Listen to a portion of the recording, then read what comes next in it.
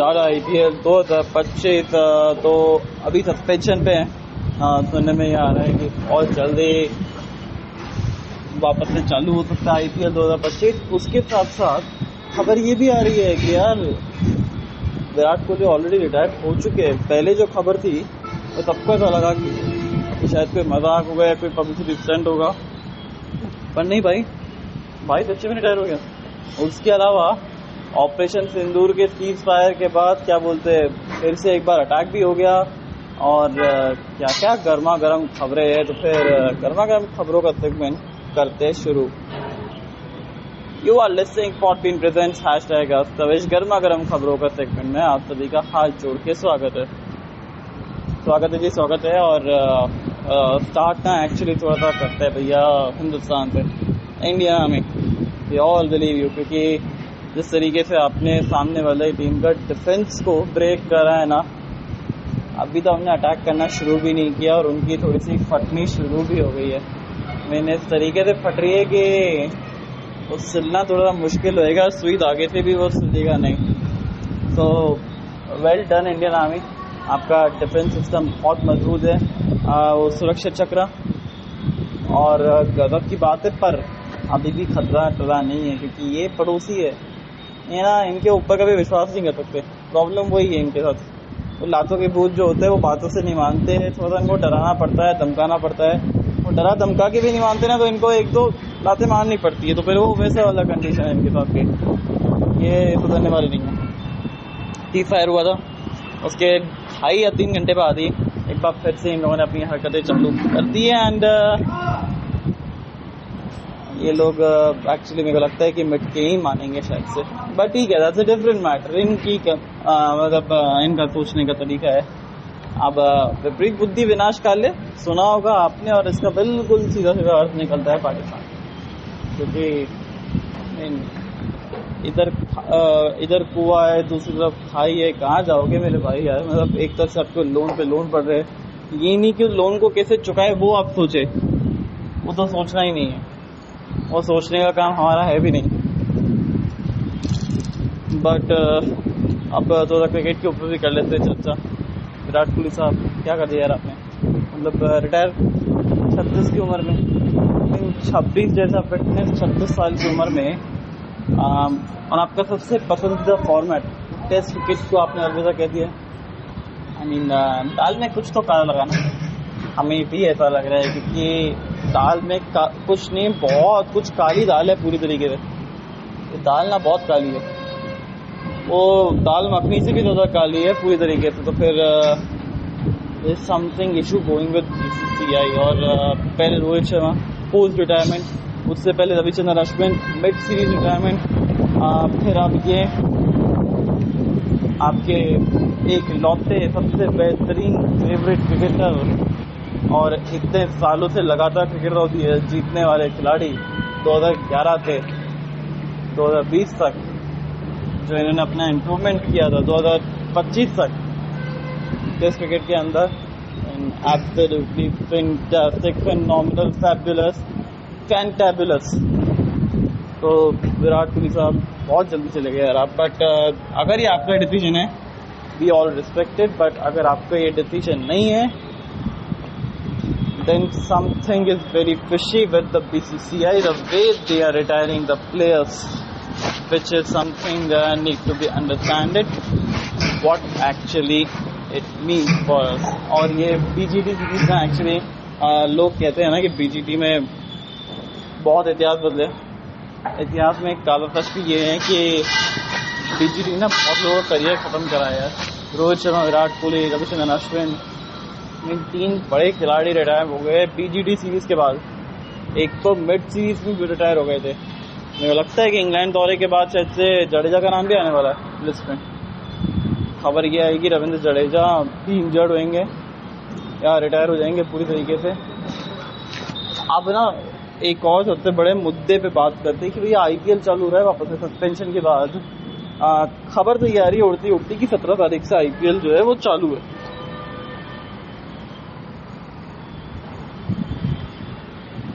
Okay, 17 तारीख से IPL जो है वो आपका चालू हो रहा है। अब जॉश हेजलवुड इंजर्ड है और शायद से पूरे आईपीएल के लिए बाहर है। वो चाहते हैं कि वर्ल्ड टेस्ट चैंपियनशिप फाइनल के लिए ये पूरी तरह फिट हो जाए, तो मैनेजमेंट भी यही चाहता है इनका, तो दैट इज द रीज़न। दूसरी चीज़, इनके जो सबसे बड़े खिलाड़ी है फिल सॉल्ट, वो भी बीमार है, उनको भी थोड़ा रिकवर होने में टाइम लगेगा। तीसरा सबसे मेन मुद्दा यार, लुंगी एनगिडी भी शायद से हो सकता है कि चले जाए फाइनल से पहले, क्वालिफाई से पहले। That's a huge dent on RCB bowling lineup. और टिम डेविड भी शायद से अवेलेबल ना हो, तो फिर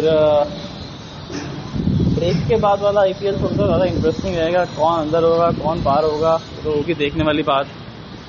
फिर साथ में और एक खबर है, मुद्दे बहुत गर्मा गर्म है यार, मतलब इतनी जल्दी तो समोसे ही नहीं बिकते भैया हिंदुस्तान में जितनी जल्दी तो खबरें चल रही है। एआई के ज़माने में, एडिटिंग के ज़माने में एक बड़ा अच्छा ट्वीट किया है एडिट के रोहित शर्मा का कि well done brother, we all are waiting for you to come back in ODI to meet you brother. और कुछ ऐसा ट्वीट था, एक्चुअली पूरा ट्वीट मैं आपको बता दूँ कि क्या था, जो एडिट करके बनाया गया है लोगों के द्वारा।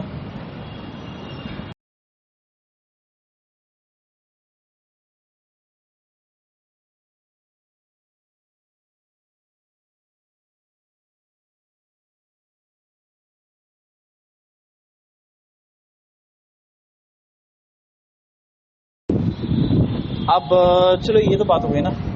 अब ना एक्चुअली थोड़ा सा जो एक कमज़ोर कड़ी या फिर एक इस चीज़ की कॉन्सिक्वेंसेस क्या नज़र आ रहे हैं मुझे। तो फिर सबसे पहला कॉन्सिक्वेंस ये है ना कि बॉस विराट कोहली अगर रिटायर हो गए तो T20 वो वैसे ही नहीं खेलते। टेस्ट क्रिकेट अब उन्होंने रिटायरमेंट ले लिया है, T20 से भी रिटायरमेंट ले लिया था पहले 2024 के अंदर जीतने के बाद, तो बच्चा था ओडीआई फॉर्मेट बहुत कम होता है। इसका मतलब क्या हुआ सीधा सीधा, इसका मतलब ये हुआ कि लगातार वो खेलेंगे नहीं, और जैसे ही वो आएंगे मैच खेलने के लिए थोड़ी सी ना टैंगी और थोड़े से स्टैकी नज़र आएंगे, क्रैची नज़र आएंगे, बल्ले पे इससे लगेगा नहीं कि बहुत लंबे समय के बाद वो क्रिकेट खेलेंगे। अभी ODI format I think if I am not wrong, India ODI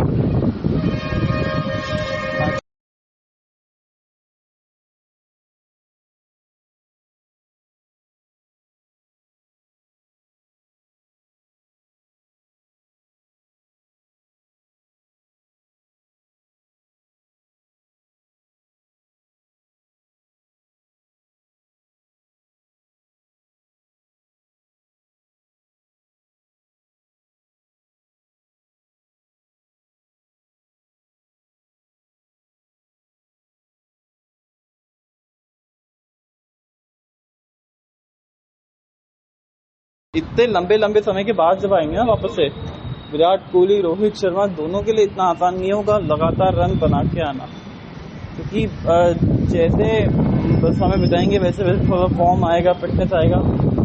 तो फिटनेस का कोई इशू ही नहीं है, फॉर्म आएगा, थोड़ा टच आएगा, तो पहले मैच में हमेशा वो फ्लॉप नज़र आते हुए नजर आएंगे। और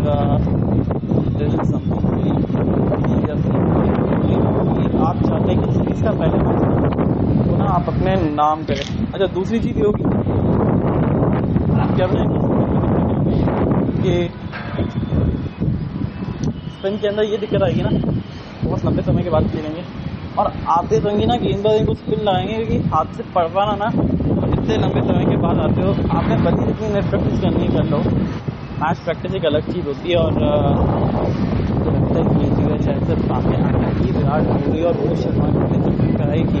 और रोहित शर्मा की इसलिए नहीं कह सकते क्योंकि वो लगातार वो तेज गेंदबाजों को खेलेंगे, स्टेप आउट करके मार मोड़ के ख़त्म करेंगे। उनका तो गेम भी यही हो गया आजकल, या तो मारो या फिर निकलो।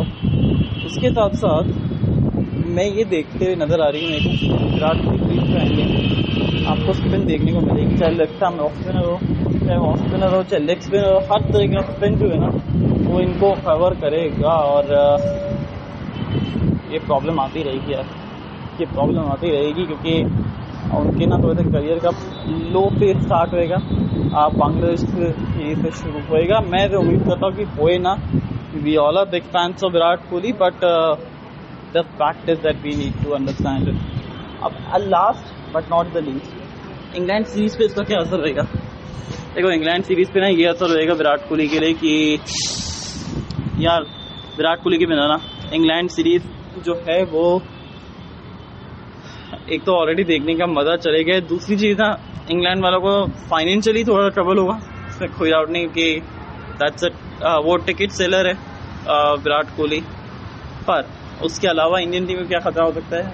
बिकॉज इंडियन टीम में ना अभी के टाइम पे सिर्फ 1 या 2 खिलाड़ी होंगे जो थोड़ा सॉफ्ट हैंड से खेलना अभी भी खेलते हैं।